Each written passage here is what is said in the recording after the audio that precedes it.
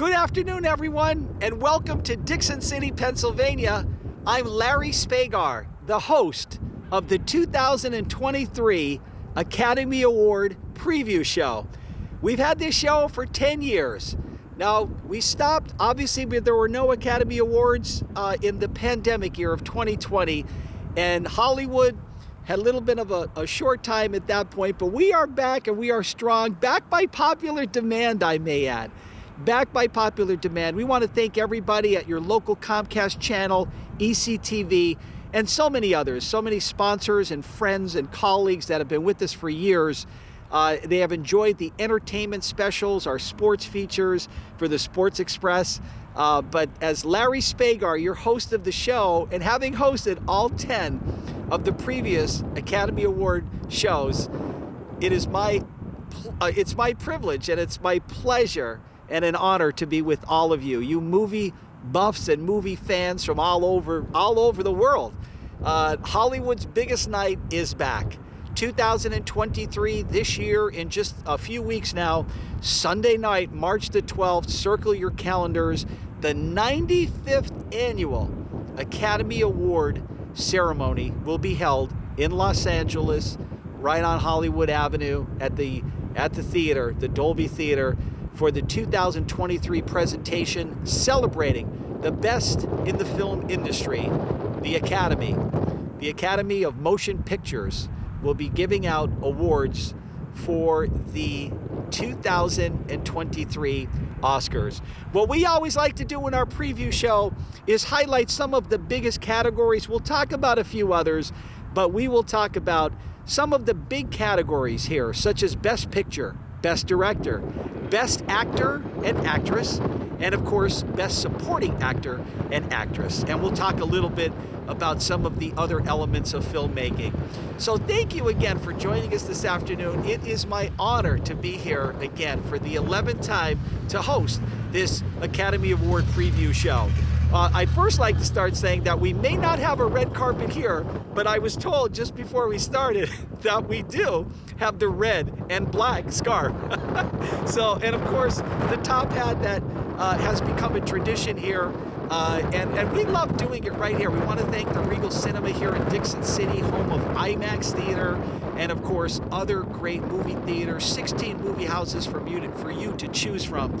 And it's been absolutely incredible. The staff has been incredible here at the Regal Cinema, so we want to thank them right here, right off of Commerce Boulevard, just off Route 6 in Dixon City, Pennsylvania, the Regal Cinema, home of IMAX. So, folks, we'd like to start, and for many of the presenters at the Academy Awards, this year we go techno as well. So we have a little bit of a prompter, and courtesy, obviously, we have a prompter to help us through this year too. So we too would be reading along and following along the prompter. Let's jump in, folks, if you will. Let's jump right in and let's get into Best Picture, arguably one of the biggest. In fact, it is the last award given at the end of the night, and it celebrates the best film of the year. And I can tell you right now, this is going to be a very interesting category. We have a wide array of films, 10 in number, all nominated for the Academy Award, and there are quite a few. Let's start with Avatar, The Way of Water. James Cameron directing. He's back with the sequel, if you will, to Avatar, the spectacular. If you recall, in 2009, Avatar came out, broke so many box office records. It was state-of-the-art. It introduced high-definition 3D and into movie houses and actually across your television households as well. The market was booming with televisions asking for 3D capabilities, high-definition capabilities, and Avatar was just incredible. The way of the Na'vi, the blue-skinned people, if you will, the sky people, the battles between them. It's a great battle, and it's a great story and a great saga. Beautiful, beautiful film. Colorful. Oh my goodness. Creatures of the sea, creatures in the air. It just absolutely, the action and adventure, and I said big thrills and color abounds in this particular film. And James Cameron is certainly back and going strong with Avatar. And I start with that too. Obviously, even alphabetically, we'll start with Avatar. Let's go into another movie too. Women Talking, also nominated for a movie. Triangle of Sadness is nominated for a movie.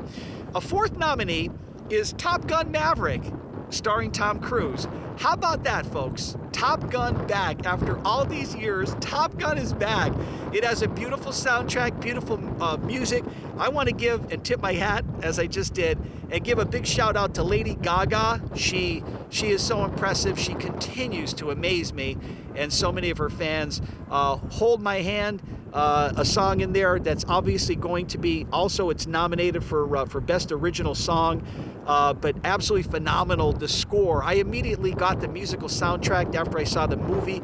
I love it, as I did the original soundtrack for Top Gun. But Top Gun Maverick is absolutely incredible. Great to see Tom Cruise come on right before the movie starts, and he talks about how great it is to be back, and thanks for supporting Top Gun after all these years. It was great to make a remake. So absolutely incredible. It's a great film, it's a great movie, and definitely one to be seen. Let's talk about now a fifth nominee, Elvis. Just absolutely amazing, absolutely amazing movie. I learned a number of things too about the life of Elvis Presley that I did not know, especially his business relationship. The story itself is actually told through a character who appears to be a manager, a longtime manager played by Tom Hanks. Many of us did not know a lot of that information, and Elvis's transformation and how he became the star, how he became so popular, and the business side of things, how he made his way to Vegas for Viva Las Vegas. And so much more of Elvis Presley. And I might add too that it was a great way, and certainly even at the Golden Globes with awards. But sadly enough, shortly thereafter, shortly, a few months back now, Lisa Marie Presley unfortunately passing away. But actually, one of her last public appearances was there for the Golden Globes back in January, and she was able to partake in that big night with her mom, Priscilla, and certainly enjoying the activities, and certainly a big night too for Elvis at the Golden Globes, and Austin Butler, who obviously played the title role of Elvis. But an absolutely must-see movie. You'll learn, I think some of us, like I said, don't know the whole story about Elvis, but truly a celebration, if you will, of the king of rock and roll. So there are 5 movies. Let's talk about number 6, The Fabelmans. The Fabelmans, directed by Steven Spielberg, is actually a very interesting story about a young boy, interestingly not named Steven Spielberg, but for most of us to believe that it is the life of Steven Spielberg. But the young boy, first name is Sammy, and last name is not Spielberg. But a young boy, Sammy, and truly a relationship of him with his family. And it's a very interesting story, great characters. Michelle Williams, nominated for Best Actress too, in a role that you're actually talking about his mother. But the intricate relationship between she and the character, young character played as Sammy, but also with the father. The brother of the father has a big role in the movie itself. Seth Rogen plays quite a role. It's so nice to see a supporting actor too, Judd Hirsch. Remember from years, a Broadway star as well, but Judd Hirsch for years, obviously in the sitcom Taxi. As Taxi. How about Judd Hirsch? Great to see him nominated for supporting actor as well. But just a truly interesting film, very dynamic. It takes the story of the young boy Sammy and how he falls in love with filmmaking. But it's interesting too because at some point during the movie, without giving the story away, we're not exactly convinced if that's what he wants to continue doing. But a very, very authentic movie, beautiful story, and really has been winning some awards. Obviously a Golden Globe Award winner, Steven Spielberg for director as well. So The Fabelmans, truly one of those pictures to keep an eye on. Let's also look to another movie, The Banshees. The Banshees of Inisherin, which is a small island in the movie portrayed and filmed near Ireland, a small island off the coast of Ireland. And it's truly a story about two men that used to be friends. But for unexplained reasons, the one friend no longer wants to be friends with the other. And it's a very interesting, at times very emotional and dark story about the relationship and the consequences by and between the breakup between these two gentlemen, and what all takes place. Beautiful scenery, and certainly a very interesting and very unique story. Very, very well told, very well filmed. Colin Farrell, obviously, as the lead actor. Brendan Gleeson for supporting actor, and also several others from the movie. But a beautiful score from the music side of it, too. Banshees, I think, also is one of those films that you definitely have to keep an eye on as well. Just very, very well done. Tar, very interesting about this one. I was sold on the fact that Cate Blanchett played a real person, a musical conductor in Germany, and really takes us through the politics, the high energy, and certainly a lot of the pressures and the power struggles that take place within the music industry, largely the Philharmonic, if you will, and the music world. I learned quite a bit from this film and looking at it, but the performance, Cate Blanchett, certainly nominated for Best Actress. But Tar, apparently, in the movie itself, she's one of the few people in the world that was ever nominated for the EGOT, which of course is the Emmy, a Grammy, an Oscar, and a Tony. In all of those, that's what's told. And she actually appears in a news interview as if she's a true person. So you would tend to think that this is an autobiography and it's a true person. So we're Googling the aspects of this movie, and we find out that it's a fictional character that was created for purposes of telling the story. But it was sold so well by the writers, by the producers, the film itself, and certainly Cate Blanchett. You would truly believe that this was a real person. For her to get that involved and so dedicated and so powerful of a performance by Cate Blanchett, but the entire story, very, very powerful, and certainly one to see. And again, Tar is definitely one of those films to definitely keep an eye on as well. All Quiet on the Western Front. All Quiet on the Western Front is a nominee. Takes us back to World War I, telling the story essentially of a 17-year-old that feels that he's actually doing his duty for his country and going out there and fighting, and gets obviously to the Western Front, and obviously the scenery, the cinematography in this particular film, obviously very, very gruesome and very graphic at times, but truly depicting the horrors of war, and looking back, sad at times, but just a very powerful movie, All Quiet on the Western Front. And as we look at it too, one last film, we have mentioned them all, one last film to talk about, Everything Everywhere All at Once. What an amazing movie. Everything Everywhere All at Once. I'll repeat that because it's a lot. And when you watch the movie, there is a lot going on. But if you look at this and you truly dissect this, it takes some time to truly understand the significance and importance of what is going on. But one can truly appreciate the acting and certainly the characters within the story, the ultimate story, and essentially what this film is trying to accomplish. And I could tell you this, after you digest and analyze everything and take in this wonderful film and truly appreciate the artistic elements of not only the actors but the writers, the producers, and bringing this film to life and conveying the story within the story and particular story within the film. It's truly a genius in my opinion. And I will come right out and say that Everything Everywhere All at Once is my prediction to win for Best Picture. It has a very incredible cast, very well acted, and many of them are nominated actually in each of the acting categories. The Best Director category is there as well. But I think this is the movie in a very tight and a very tough competition. But I truly believe that this is the movie. Everything Everywhere All at Once should, in my opinion, should be the winner for the 2023 Academy Award for Best Picture. The others are great. And make no mistake, the others are great. If one of the others were to win, I could truly believe that. But that is my prediction to win. Everything Everywhere All at Once. And I will say that the spoilers, the potential spoilers or potential winners in that evening, I have to put The Fabelmans in that second spot to be the possible winner as well.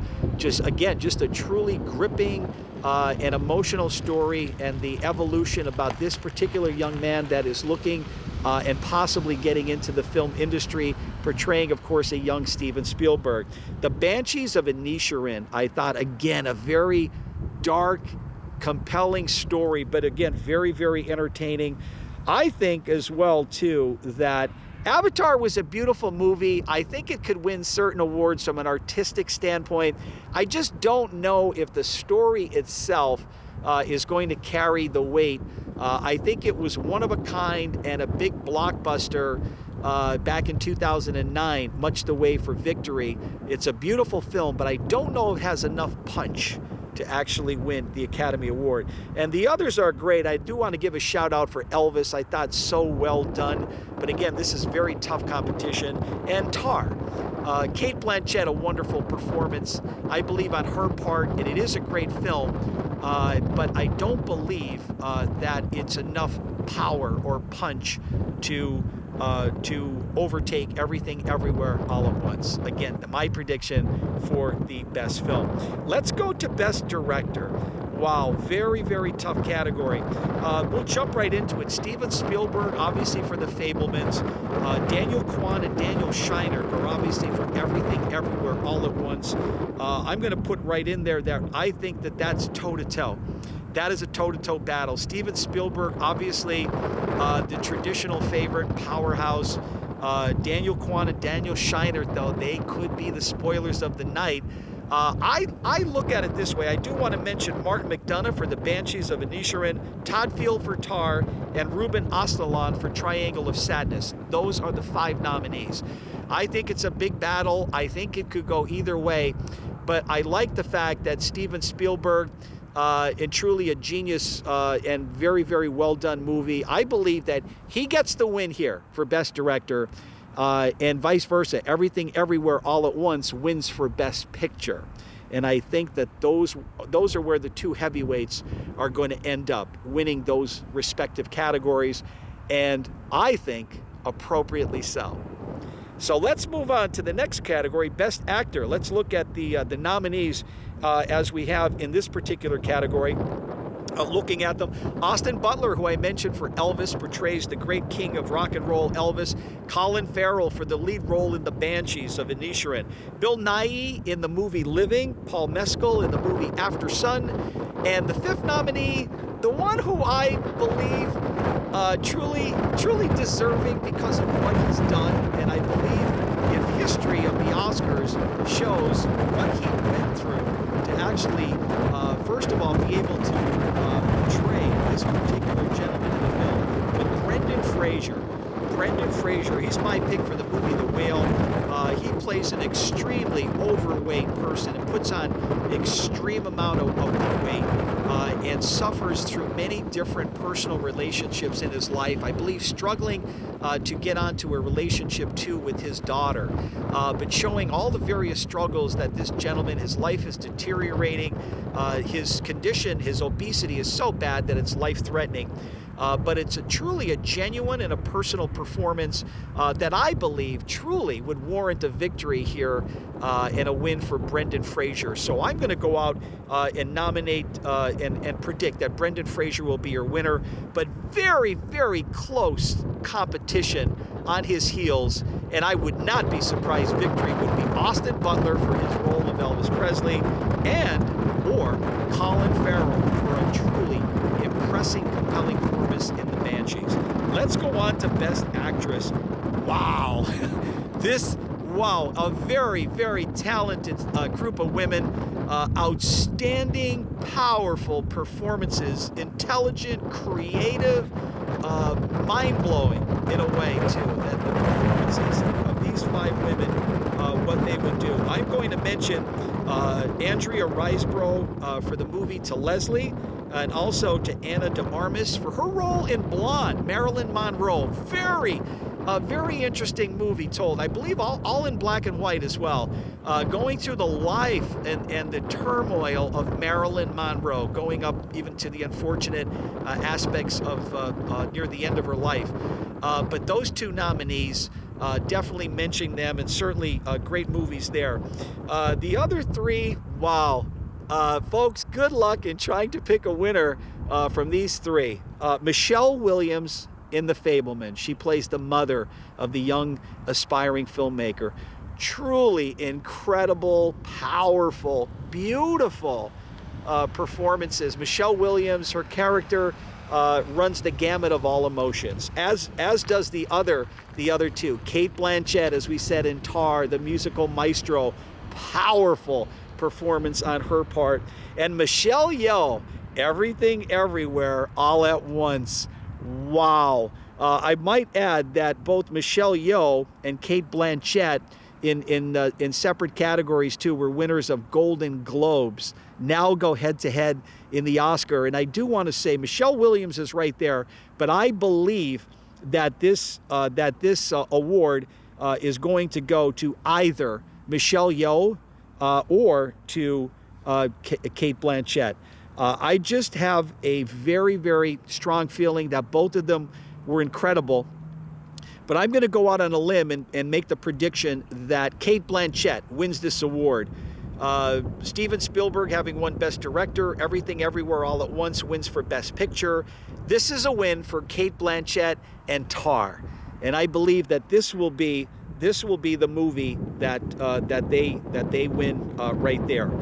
So I'm going to predict in a very close contest, Cate Blanchett to be the winner of Best Actress, but I would not be surprised, again, for the other 2 that I mentioned, Michelle Yeoh and Michelle Williams. So now, let's go to supporting actor.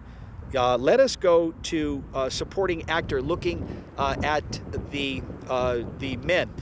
In our 5th category that we're summarizing here today. We have Ke Huy Quan from Everything Everywhere All at Once. He was a child star back in the day. The Raiders of the Lost Ark, played the young boy at that time, obviously played with Harrison Ford. So a shout out to him and a tremendous performance. He was the Golden Globe winner in this category too. I will make the early prediction too that he will also win an Oscar here. I truly see that, and a well-deserved win for him. He will have some tough competition, and I'm going to say that right behind him is going to be actually the 2 actors in The Banshees of Inisherin. Brendan Gleeson, tremendous performance. I see him right there as a strong second, and Barry Keoghan from The Banshees as well. Perhaps not as strong a performance as Brendan Gleeson, but Barry's performance truly remarkable as well. Judd Hirsch, who I just mentioned a few minutes ago for the Fabelmans, obviously. It's great to see him, and I just think the nominee itself would be great for Judd Hirsch. If he were to win, it would be absolutely incredible. But again, I think just to see him again, and the role that he plays as the uncle in the Fabelmans family there is absolutely incredible. And then Brian Tyree Henry in The Causeway. And Causeway, too, a great film if you want to get out to see that as well. So again, in those 5 nominees, though, I do like Ke Huy Quan in the movie for Everything Everywhere All at Once. Truly a very, very genuine performance on his part. Going back then to supporting actress, the supporting actress category, we want to mention for Everything Everywhere All at Once, we have a nominee, Stephanie Zhu. And then in The Whale, Hong Chua, who plays opposite Brendan Fraser in the movie. Carrie Condon for The Banshees of Inisherin. The Banshees gets obviously another nominee right there. Great performances right there. But folks, I believe it's going to come down to these two, the other two nominees. First, I'll say that it was great to see her. I think she will run a close second, and that's Jamie Lee Curtis for Everything Everywhere All at Once. You actually have two nominees from that movie in the same category. Truly great to see Jamie Lee Curtis, perhaps in a role other than Halloween, running from Michael Myers. This one, her role in this particular movie as a manager of the IRS may surprise you, but a very, very, very interesting character played by, of course, the super talented Jamie Lee Curtis. But I believe your winner in supporting actress, well-deserved, and certainly awesome performance, is Angela Bassett, the Queen. Wakanda Forever. Obviously, the great story of the Black Panther continuing. Chadwick Boseman, we all say prayers and our deep thoughts and memories of Chadwick. The Black Panther is back. Phenomenal movie, phenomenal franchise as well. Angela Bassett, winner of the Golden Globe. Truly my prediction to win for supporting actress. Those are your 6 major categories. Folks, it has been amazing. It has been amazing to be here.